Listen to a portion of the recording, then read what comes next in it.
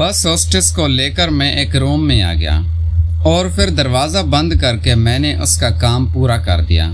वो मेरे साथ करके बहुत खुश हुई और कहने लगी हफ्ते में 2 दफ़ा ये काम हम ज़रूर किया करेंगे। मेरा नाम आदिल है, मैं 25 साल का हूँ। हम लोग कराची में रहते हैं। मेरी एक बहन की शादी हमारे कज़न सुल्तान से हुई थी जो कि इस्लामाबाद में रहते हैं। शादी को तकरीबन 7 महीने हो गए थे। मैं अपनी बहन नूर से मिलने के लिए इस्लामाबाद जा रहा था। मैं 3 दिन पहले फैसल मूव्स कोच की टिकट करवाई और फिर मैं कुछ शॉपिंग करने लगा। मैंने काफ़ी सारा सामान ख़रीदा था और काफ़ी ज़्यादा शॉपिंग की थी और काफ़ी अच्छी तैयारी कर ली थी और फिर बिला आखिर मेरे जाने का वक्त भी आ गया।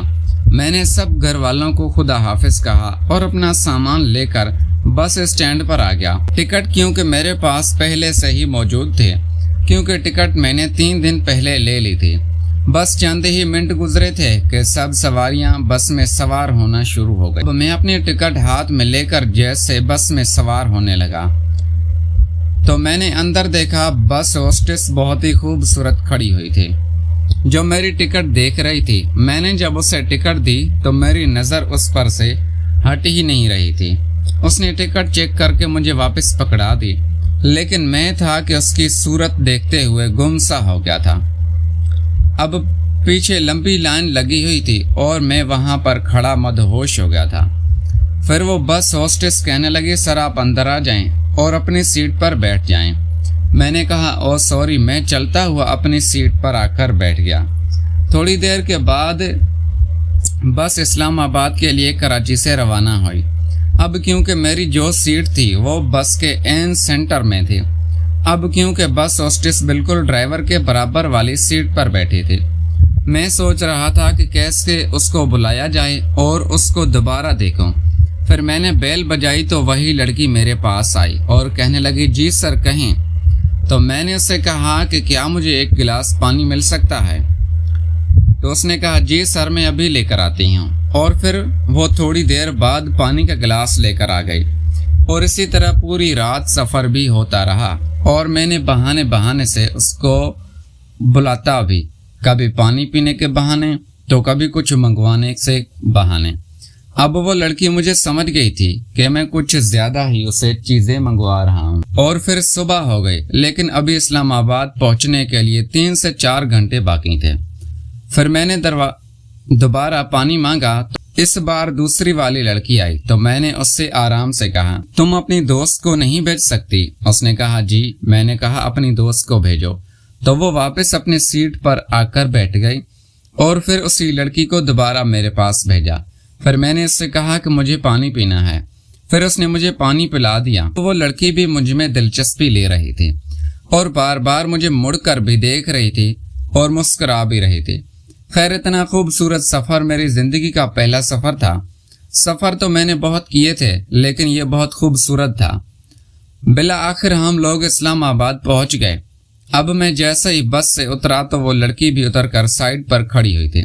मैं बैठा रहा था कि आराम से मैं बस से आखिर में उतरूं और फिर सब लोग जब उतर गए तो फिर आखिर में मैं उतरा। वो लड़की सबको शुक्रिया शुक्रिया कह रही थी और पूछ रही थी कि सफ़र आप लोगों का कैसा, तो सब लोग तारीफ कर रहे थे। जैसे ही मैं उतरा तो उसने मुझसे भी पूछा कि सर आपको सफ़र कैसा लगा है, कोई तकलीफ़ तो नहीं हुई।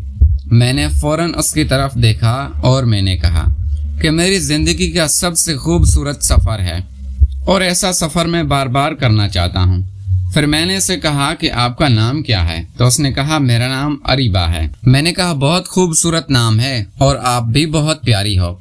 तो वो थोड़ी सी शर्माने लगी। फिर मैं जाकर गेस्ट रूम में बैठ गया। बस होस्टेस के लिए एक अलग रूम बना हुआ था। वो दोनों लड़कियां उस रूम में जाने लगी तो फिर उस अरीबा ने मुझे देखा और देखकर मुस्कुराने लगी। मैंने उसे इशारा किया कि मेरी तरफ आएं और उस वक्त मैं गेस्ट रूम में अकेला बैठा हुआ था। सब लोग चले गए थे। अरीबा चलती हुई मेरे पास आई।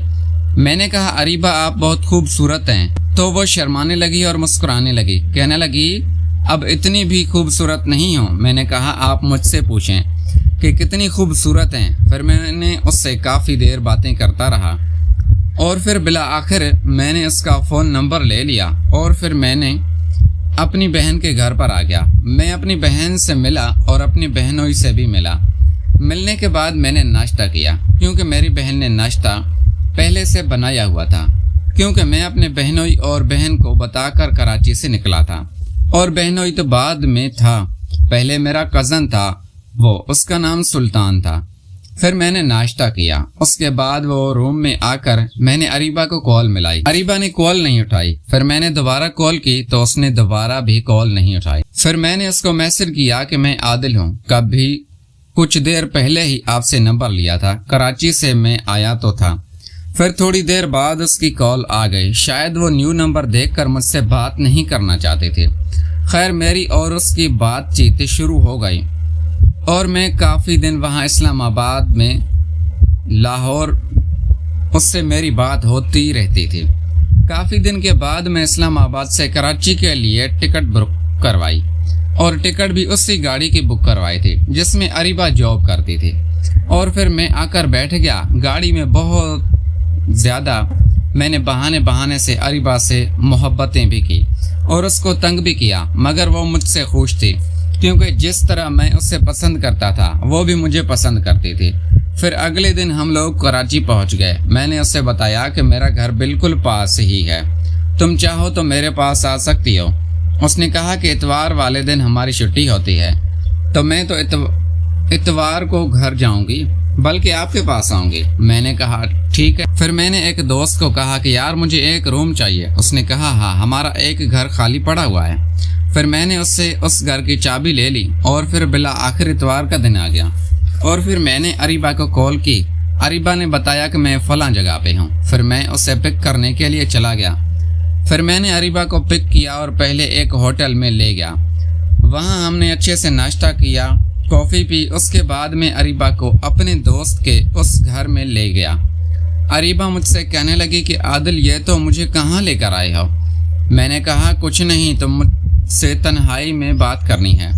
پہلے تو وہ گھبرانے لگی، پھر جب میں نے اسے یقین دلایا کہ تمہیں مجھ سے ڈرنے کی ضرورت نہیں ہے، مجھ پر بھروسہ رکھ کرو، ہم بہت جلد شادی کریں گے، میں اپنے گھر والوں کو تمہارے گھر بھیجوں گا۔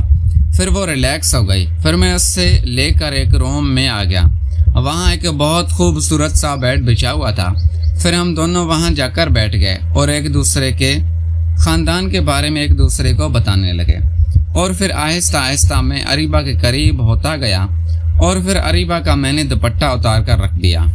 میں اس کی زلفوں کے ساتھ کھیلنے لگا، اور پھر آہستہ آہستہ اس کی آنکھیں بند ہو گئی، اور پھر میں نے آہستہ آہستہ اس کا سب کچھ ہٹانا شروع کیا اور اپنا بھی سب کچھ ہٹا دیا، اور پھر وہ سب کچھ ہمارے درمیان ہو گیا جو شادی کے بعد ہوتا ہے۔ ہم نے 2 دفعہ کیا تھا، اریبہ بھی خوش تھی اور میں بھی خوش تھا، اور پھر ہمارا ہر ہفتے اسی طرح کا سین ہوتا تھا۔